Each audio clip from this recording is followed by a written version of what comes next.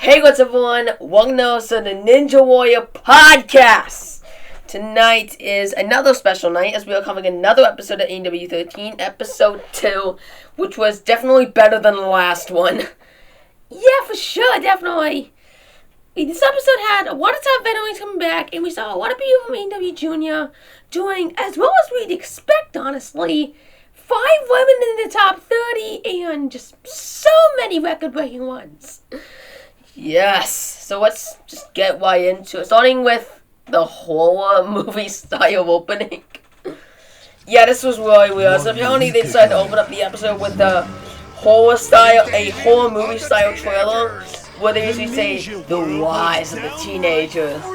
They destroyed the course, and this course destroyed the veterans. That was basically that in a nutshell.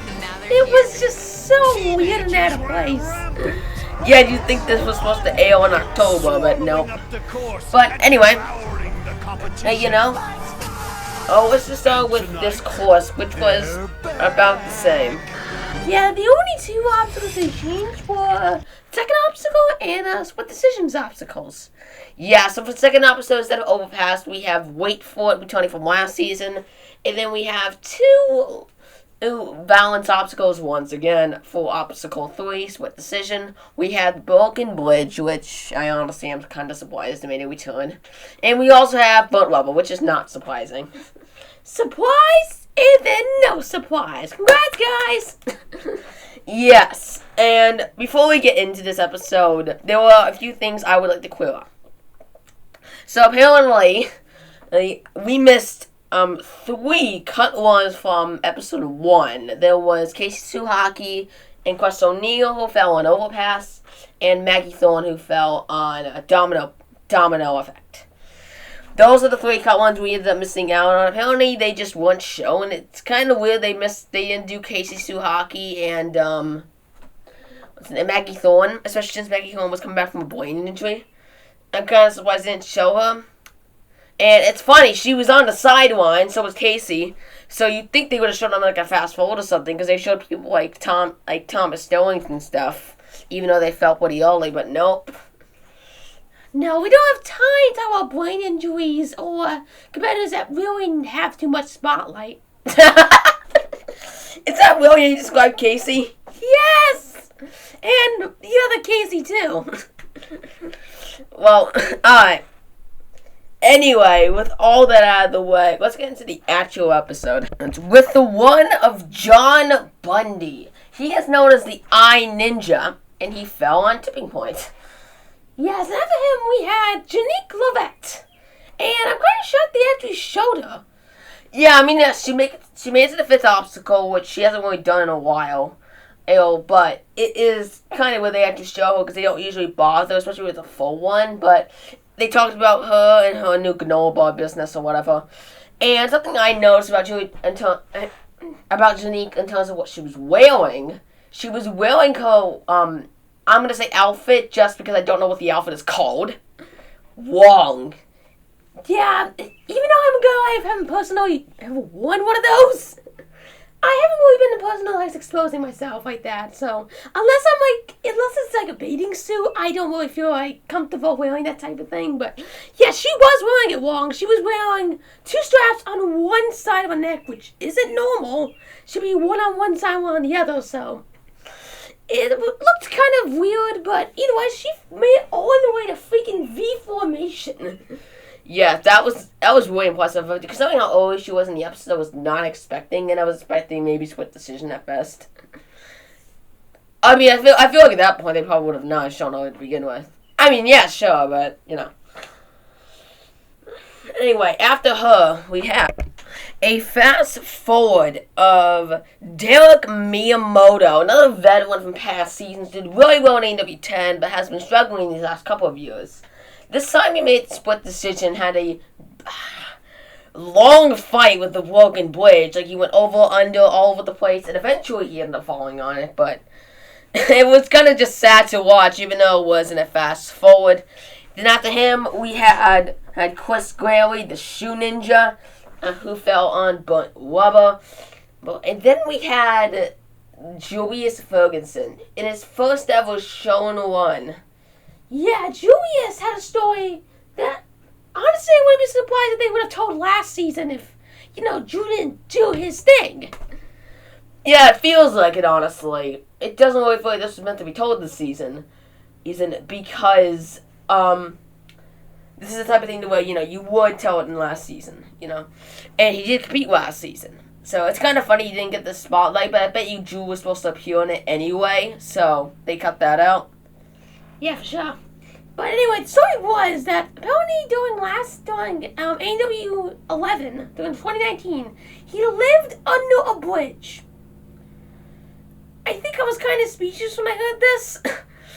Yeah, somebody who went to the gym during that time frame, it kind of is a little surprising to me. And I'm surprised he didn't. Well, okay, I can't really say that, but the fact that he lived under a bridge. He never really sensed any financial difficulties. But anyway, the reason why he was able to get out of that was because of an agent named Dan Campaign, who did compete later this episode, and we'll get to him. But anyway, he lended him his RV, and that's where Julius lives now. Yeah, but out of the course, Julius did really well, getting all the way to the final spin on V formation before falling. Yes, and during that entire time while he was on the spinners, he was screaming, trying to bust through it and all that, and you could really feel the tension within. Oh yeah, for sure. And after he failed, it was just a big giant scream. It honestly reminded me of like people like Will Saget who fell on a Beehive, the third obstacle, but you could hear that scream out of him. This brings me the same vibes, honestly. Oh yeah, definitely. I can see what you mean there. Yeah, but anyway, after him, we had a fast forward segment with John Kondichi. We're going to say. He fell on, wait for it. We also had Stevie Hall in that same fast forward. She had a really good one, making all the way to tipping point, and then we had Vincent Payne, who had some really interesting clothes. Yeah, it was like an angel sort of. It reminded me of some of those old religious paintings that we saw, like people like Leonardo da Vinci paint, but it was interesting. And he fell on a V formation. And finally, we had Dan the Campaign and the Ninja Hawk, Julius Ferguson, out of his little under that bridge. He ran the course and became the first finisher. Heck yeah! This one was a lot earlier than the last one, and it wasn't by, a 15-year-old rookie. Yeah, we're not describing the 15 through 18-year-olds. They deserve as much spotlight as everyone else. It's just that it really doesn't feel right when they're the majority of the clearers here. Yeah, I'm pretty sure that was the case in this episode too, but at least then, and it's not how we start off, and I'm kind of okay with a Woogie being the first queer of the night.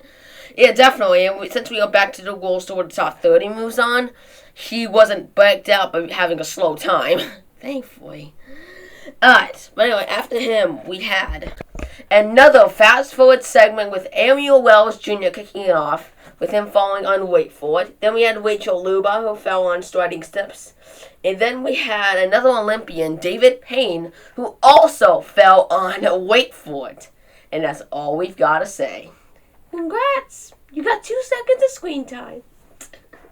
Anyway, after them, we have Sarah Drang. She is one of the shortest competitors we've ever seen on Ninja. She was only 4'10", probably the shortest we've ever been able to see. But anyway, she ended up falling on Tipping Point, and despite being a really good one from one of the shortest competitors we've ever seen, she did not move on.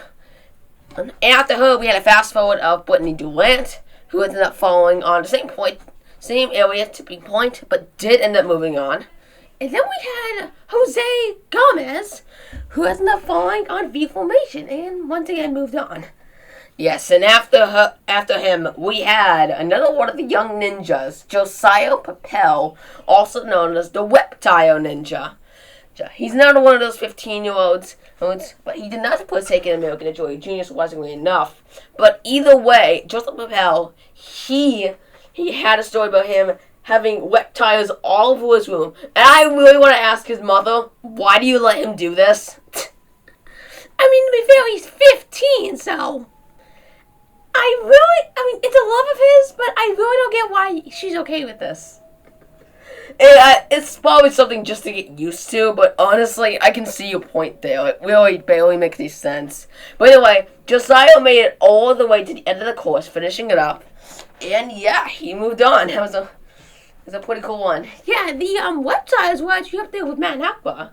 Yes, there was a lizard up there in the booth, and they were kind of flying around with it with the shenanigans and stuff. That was kind of cool, I guess. And that's Josiah. We had True Becker in another fast forward segment. That he ended up falling on V formation, and we also had Olivia Colasano in this fast forward as well. She ended up falling on with a broken bridge, part of split decision.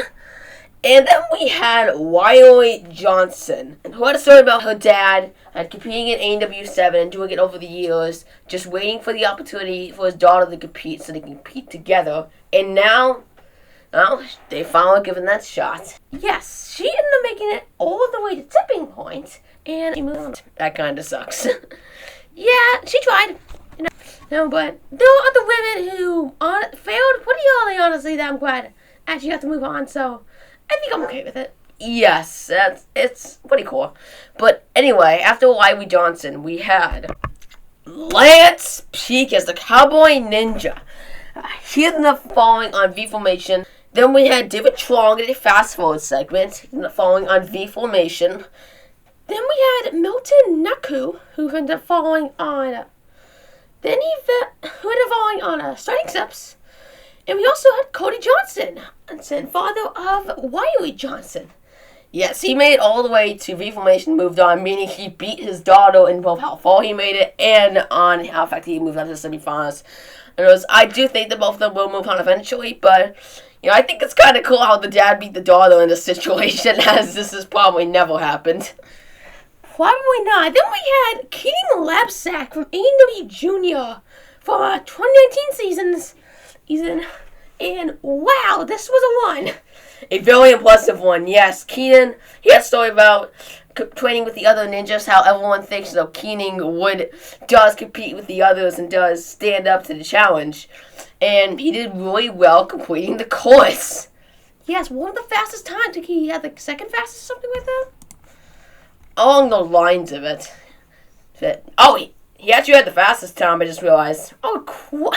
Really? Yeah. It's crazy. He's the only one who finished under 2 minutes. Well, good for him. Yes. Anyway, after him, we had Rachel Gray in a fast forward segment. She ended up following on Wait For It. Then we had Anthony Porter, who actually became the third finisher of the night. And then we had Sweet Tea herself, Tiana Weberly, on the course. Yeah, probably one of the biggest shockers of the episode, as she fell on the tipping point and barely got into the women's top 5, though she still got into the top 30 anyway. Yes, she made it to the 30th spot, so she barely squeezed into the top 30. And yeah, I'm so glad she's still moving on. I was honestly really worried when I saw her fall on tipping point. I'm like, dude, she's one of the top competitors. I want her to move on, but she fell on the 4th obstacle, so I don't know. But thankfully, she did. And it kind of reminded me of a situation from 2 seasons ago where she fell on, I believe, Walk the Plank in AEW 11, which was the second obstacle in the qualifiers. And it was a really disappointing one for her. And she barely made it to the top 5, her and Anna Shoemaker. So it was good to see them. And after her, we had Brian Montagnese. He had a story about his parents. His dad died a couple of years ago in October 2018 fighting brain cancer, and his mother was still dealing with Parkinson's disease, which is basically what Jimmy Choi had, how his nervous system doesn't work correctly, so his arms are a lot jittery, so it's hard to do things. He ended up falling on a tipping point. And then we had a fast forward of Sophia Lavallee from AEW Junior. She ended up falling on a tipping point and was the fastest woman to get there, so she was able to move on. Then we had Katie Kashiwagi, who fell on a broken bridge for a swift decision. And finally, we have Xavier Dantzler, another one of the of the new 15-year-old rookies. He has a story about him basically taking the subway, zigzagging across the city just to get to school, and Joe Mulaski's Stanford Ninja Gym. But either way, he made all the V formation, did end up moving on, so at least there was that. And after him, we had a fast-forward segment, Victor Chan, a veteran from AW11. He ended up actually completing the course. And after him, we had Alex Weber from the Crashing the Course series that used to be on NBC. Yeah, it's kind of funny. I'm kind of surprised he actually decided to mention that series since it's canceled due to it not being successful. Like, it was a thing in AW8. It was a limited thing, but was in AW9. And he made small appearances in Ninja Warrior Weekly, which was only in AW10. And now he's on the course, so this was a pretty surprising appearance from him. He ended up falling at tipping point, and we did not move on. That kind of sucks. Anyway, after him, we had Sandy Zimmerman, who made the farthest of any of the women here. She ended up falling on V formation, really close to one. She made it to the third hopper before falling. And again, after her, we had Kevin Blake in a fast-forward segment, who ended up falling on Split Decision's Broken Bridge. And then we had veteran Lucas Reale. I'm kind of mad they skipped over, because again, Lucas is one of the top competitors. He's doing really well. He was part of the top 8 for last season's Power Top playoffs, so you'd think he'd get more spotlight, but no. Probably about the same amount as he got last season. Yeah, judging by this. But anyway, he ended up actually completing the course for the second fastest time. And then we had the weatherman, Joe Mulaski. Yes, this was probably the most impressive one of the episode. We saw the weatherman go all the way to the top of the freaking Mega Wall for the second straight year, being one of only 2 ninjas to have done that, Ryan Stratus and Daniel Gill. So will we see a ninja get the Mega Wall for a 3rd time next season? We're gonna have to find out. Yeah, but, well, maybe, because, we saw Ryan Stratus, and he made it up there. Yeah, I believe Nick Hansen's also competing as well, so they can make it up there for the 3rd time, so there was a possibility. But anyway, Joe Mulaski, he made it the Mega Wall, and it was a really impressive one. Yeah, so that's going to wrap it up for this episode of the podcast. It was way shorter to cover this episode than it was to cover the first episode. That one was over 40 minutes. But anyway, with that, thank you guys for watching. We will see you guys next time. We'll cover AW 13 episode 3, which at the time of recording isn't out, so don't spoil it. Which I would appreciate it. Yeah, once again, and we won't be here for weeks, I believe, after episode 4? I don't recall, because we're not having a Ninja episode next week, so because of the Summer Olympics, the preliminaries, that's airing instead for some reason. So we are not having episode 4, episode 3, this week, but next week, that's when it's coming back, so I don't think I'll be here for episode 5, but we'll get there. Yeah, so anyway, that's it for this episode. We'll see you guys next time for episode 3 in 2 weeks, so stay tuned for that. Wait, stop the music. I forgot to mention the cut lines for this episode. I'm sorry. We have Mike Beadle, Michael Larry, Jason Gorman, Joe Abona, Will Sagan, DC Banks, and Jared Perez, who all fell on V formation. Then we had Francesco Boaz, who fell on tipping point, as well as Perry Madison. Now, I gotta ask, why'd they cut Will Slager? I mean, we saw him make a cameo in the cloud watching one of the runners. I'll pop it on the screen. But Will Slager, he made it all the way to V formation. He deserved to be shown. But unfortunately, he did not. And by the way, my co-hosts aren't here. I'm editing the video now, and I completely forgot to put these guys in, so I'm sorry. But anyway, yeah, that's it. We'll see you guys next time for AW 13 episode 3. Peace.